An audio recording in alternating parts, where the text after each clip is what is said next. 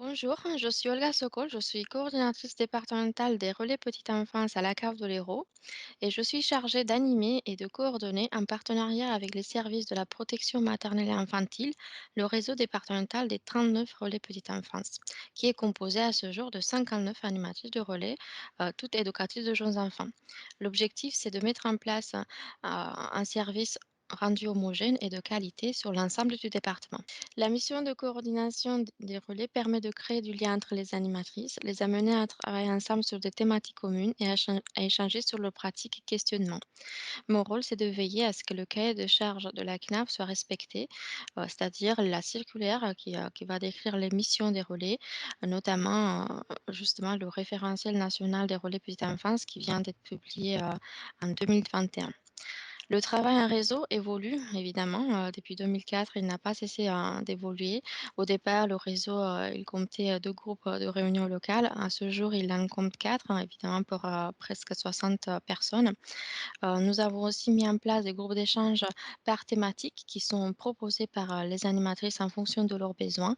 Nous avons aussi des instances, dédiées comme, pour des échanges plutôt, d'ordre pédagogique et aussi sur la veille réglementaire et le contexte, covid nous a amenés à nous adapter afin de mettre en place, des réunions en visio, en distanciel.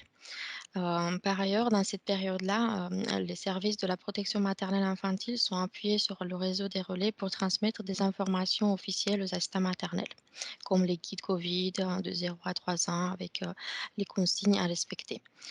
L'accompagnement des animatrices de relais dans leur mission, ainsi que l'accompagnement des gestionnaires est un travail très riche pour moi qui me permet de suivre un équipement relais petite enfance de A à Z, à commencer par la sensibilisation des élus sur les avantages d'offrir ce service aux familles de leur territoire, l'accompagnement de tous les jours dans la mise en place du projet, dans les missions.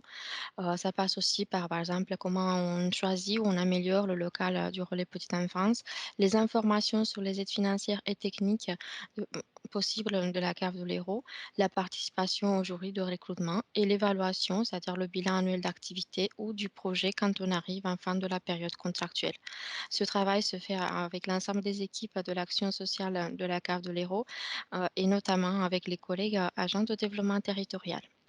Depuis peu, j'accompagne également les porteurs de projets MAM, notamment autour des aides financières possibles de la cave de l'Hérault, comme l'aide au démarrage et depuis 2021, l'ouverture aux MAM du plan d'investissement pour l'accueil du jeune enfant. Si vous aviez besoin de plus d'informations, un apport complémentaire sur ces points, n'hésitez pas à revenir vers moi.